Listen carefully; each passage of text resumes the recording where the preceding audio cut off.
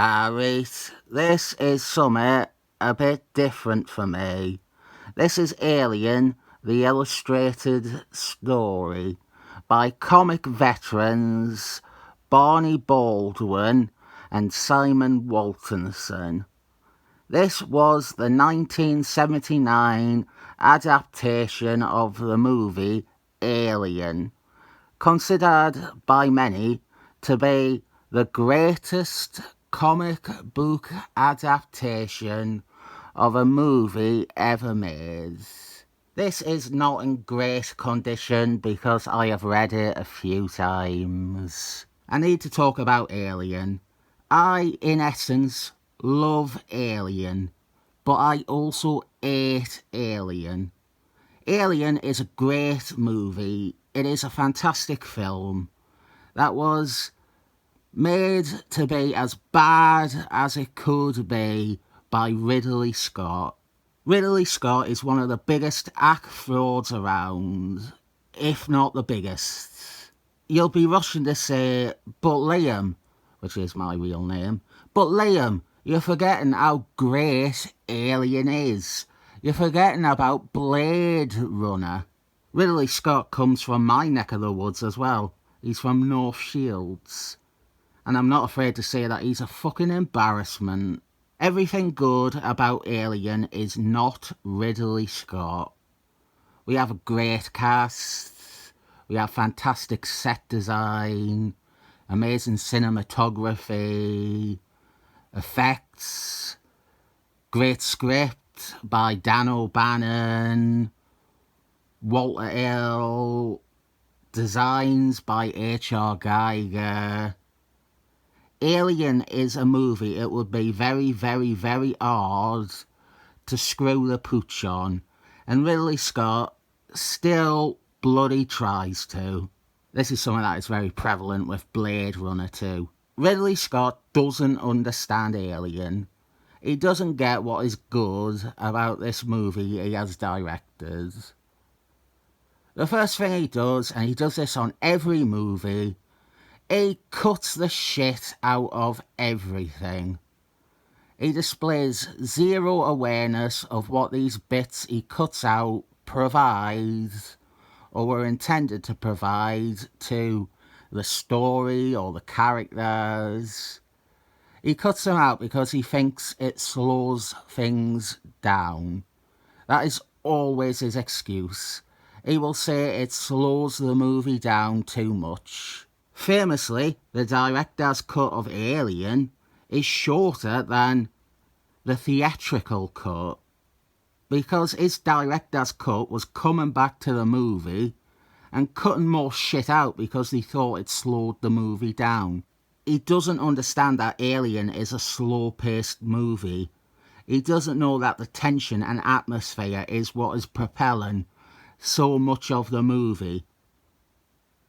My dream is that when he dies, which will be within the next 6 years, I reckon, my dream is that someone finds all the great footage that was shot for Alien, that he chopped out, and we get an actual extended cut.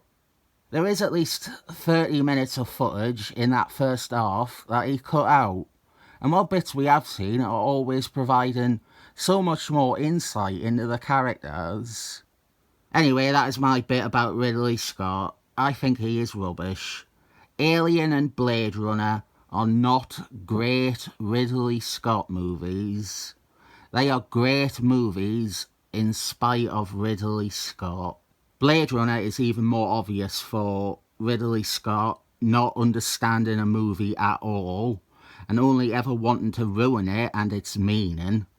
This is good though, because we have the story of the movie Alien without Ridley Scott directing. And the star of the show is undoubtedly Simon Waltonson's art. This is before his big breakout on 4.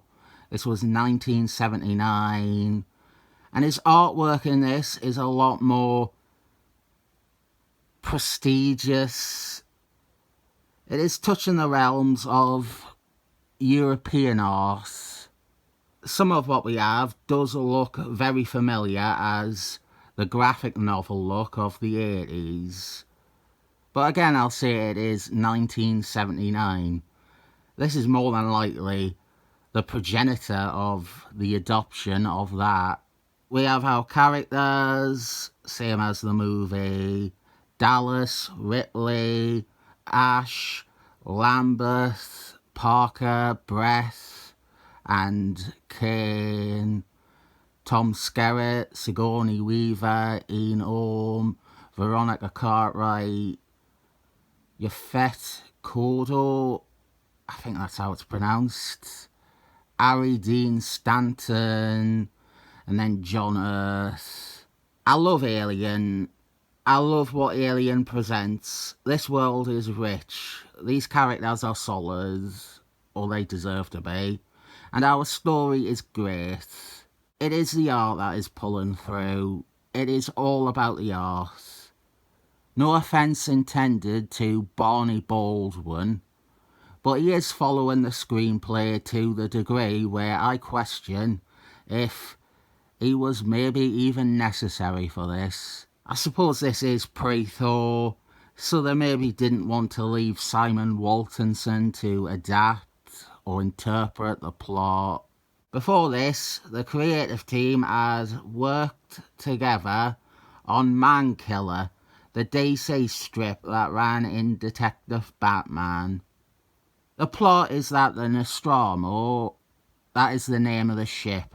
They are all on a ship. I have not explained this very well at all. The Nostromo receives a distress signal, and they respond to it. I'm assuming you all know the plot of Alien, to be fair. You're here for the art, the great art. What I will say is that the art approaches Alien from a very different angle. The movie has this great aesthetic, the 1979 sci-fi look through the lens of industrial detachment. Everything looks either like dark concrete or sanitized whites. It's either very industrial or it is very clinical looking. Those are the two looks of Alien. And obviously the darkness, the bleakness of both the lighting and the environments, that plays a big part into the overall feel of Alien. That the Nostromo feels more like a floating prison than it does a living environment. Simon Waltonson's Alien is a lot brighter. It is a lot more colourful.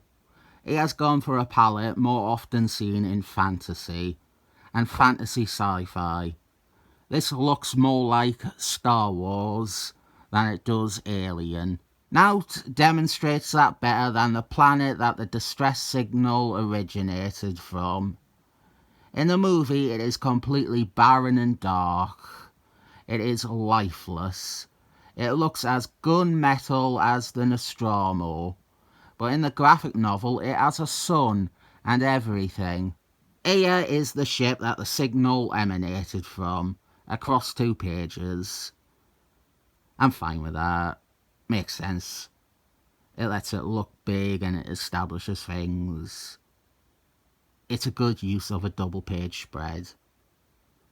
Considering how much Ridley Scott waffles on about pacing and scenes slowing down the movie, I wonder what he thought of this, because the pacing of this is quite breakneck. We don't linger on much in this. I wonder if this is what Ridley Scott thinks the movie is or should be. I don't think he would even recognise the difference in colour palette between the movie and the graphic novel. Actually, I don't think he would notice any difference at all. He would think it's the exact same as the movie.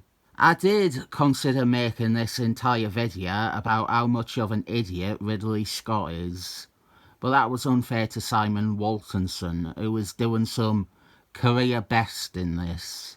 Here is something Ridley Scott ruins. I've not even mentioned Prometheus and Covenant. I do not consider them part of the equation, But they are more proof that Ridley Scott has little to do with what worked in Alien. And he doesn't even say what was in Alien that worked. Prometheus was when I realised Ridley Scott was terrible. Prometheus is, although Annabelle was a very obvious indication, Prometheus is a movie that is terrible because it presents all these grand ideas and questions about creation and evolution, and there is no payoff. Ridley Scott's payoff is really fickle genre staples. Then I watched the deleted scenes on the Blu-ray of Prometheus, and there is a good 20 minutes of movie that I chopped out, and they actually provide a lot of resolution. The whole scene where they meet the engineer, there's like a 10-minute scene there, and Ridley Scott cut it out because it slowed down the movie, and he thought it would be better to have it snap Michael Fassbender's neck straight away. Prometheus would be a better movie with those scenes in. They are crucial to any form of satisfying narrative. They show the central character coming to realise that the answers she seeks are not fulfilling. It wouldn't be a great movie, but it would at least have some conclusion to a lot of the ideas. And his excuse is honestly always that it slows the movie down too much. It slows the pace. That is all he ever says about scenes that he cuts out. And with something like Alien, you've got to ask yourself, well, the pace isn't exactly fast to begin with. How does a scene of Ripley burning the hive slow it down? Facehugger, popular thing from Alien. The facehugger attaches itself to Kane. It hugs his face. That is what the facehuggers do. They bring Kane back to the Nostromo for medical attention, breaking protocol. Now these are my favourite scenes in the movie, and there's a bunch of them left on the cutting room floor.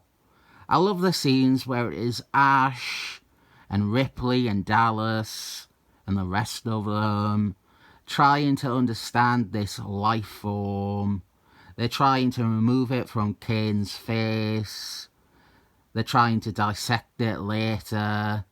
They want to learn about it. Eventually it comes off Kane's face, and the facehugger appears dead after whatever it has done to Kane. You know, one of my favourite things about Alien is its title. The title can refer to the alien, it can refer to the xenomorph, or it can also refer to something that is alien, something that is unknown. The alien, the xenomorph, is an unknown. The facehugger is an unknown. What happens to Kane? It's unknown. Space is a giant unknown. Space is alien. All these things, they are all an alien concept to these people. It is a very clever title. Then they named the sequel Aliens, and it just means xenomorphs. Now here is the classic dinner scene.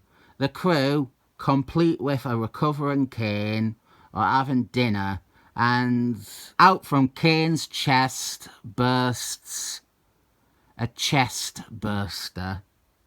Not the most creative names in the Alien franchise. But this is one of the movie's most iconic moments.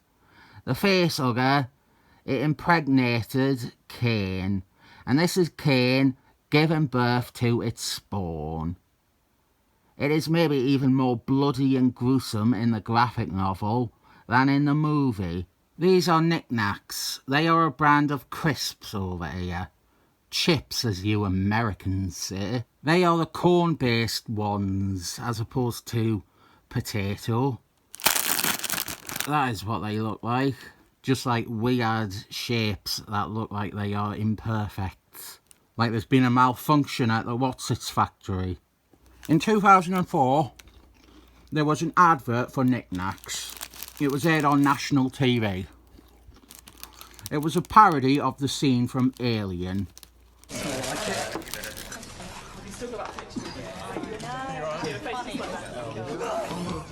Oh, come on.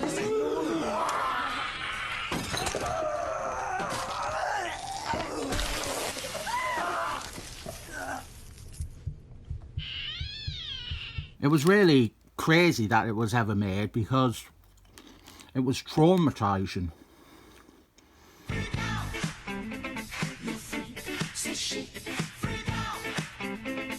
I bring it up though because I have a good pun for you. Not one of those bad puns my nemesis does. It's too niche though. You need to know about knickknacks, that they are made from corn. And you need to know Alien and its famous tagline. And that there was a knickknacks advert that was a parody of Alien. In Maze, no one can hear you scream. I am going to try and show all of this, so I best crack on. Here is Brett's death. Great set of pages. One of the strongest spreads in this book. This was also a scene Ridley Scott fucked over in his director's cut. Another thing I love about Alien is within that movie, you don't actually know who the lead character is. Dallas, Tom Skerritt, I think he is the first billed actor, and he is the captain of the ship, so you might instinctively assume he is the lead. And this scene is Dallas going into the vents with a flamethrower to confront the alien head on. But this is also it for Dallas. This is his big scene. He meets his fate off panel and off screen. Removed egg morphin scene aside. My favourite character in Alien is Ash. He is the medical officer on board.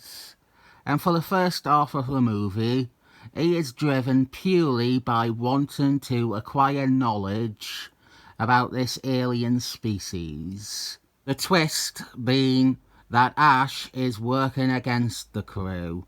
He has orders to retrieve the alien, or its DNA, so that it can be used by the stock greedy corporation. Further twist is that Ash is a robot. He is a synthetic, and the comic makes the wise choice to not bother with his cum blood. In the movie, he leaks a comical amount of semen-looking blood. Also seems the time to say, fuck Alien Romulus. One of my criticisms of this graphic novel is that this sequence isn't the clearest. This is where we basically lose Veronica Cartwright and Parker. Parker is clear. We see the alien with its tongue kill him, but Lambert dying isn't clearly exposited, besides there being a set of feet across from Parker's body. Now here is one of the most notable bits from this book. This is a scene that Ridley Scott cut out of the movie because it slowed it down. This graphic novel, the only look we have ever had at this scene. The xenomorph, the alien, blends in with the ship. Also not very convincingly because the alien is coloured brown in this. But yeah, this is one of many scenes that Ridley Scott chopped out and we have never seen. The reason it is in this is that Simon Waltonson and Barney Baldwin were invited to an early screening of the movie, and the version they saw had a lot of scenes that Ridley Scott would later get rid of. There's a few other little examples earlier on where we have lines of dialogue that seem original to this, but they are actually stuff that Ridley Scott cut out. This bit about Ash, for example. Kaboom! Ellen Ripley is the last one standing. Well, Erna Cat. one of the original final girls, the cat. We have one last struggle with the alien, and then it's over. And what follows is consistently terrible sequels, and Alien 3, which would have been great if David Fincher didn't get fired. Alien is something I am very attached to, even though I don't really like any of its movies. The two I like come with the caveats that are Ridley Scott, and then track down the second pass at creating an assembly cut, the one where they got Sigourney Weaver back to record some new lines. And it can thrive on goodwill alone. Alien Isolation, actually. Really loved that. That's great. Alien Isolation might be the peak of the franchise. Some people hated it. For me, it got everything about Alien right. This is a decent recreation of the movie with some nice visual flourishes that make it distinct from being nothing but an imitation. It definitely deserves its esteem as being one of the finest movie-to-comic adaptations. I'll give it 7 bad Alien sequels up, and there is 7 of them, if you take into account my points about Alien 3 and the second re-edit of it. Aliens, Resurrection, Alien vs. Predator, Alien vs. Predator, Requiem, Prometheus, Covenant, Romulus, 7 bad sequels.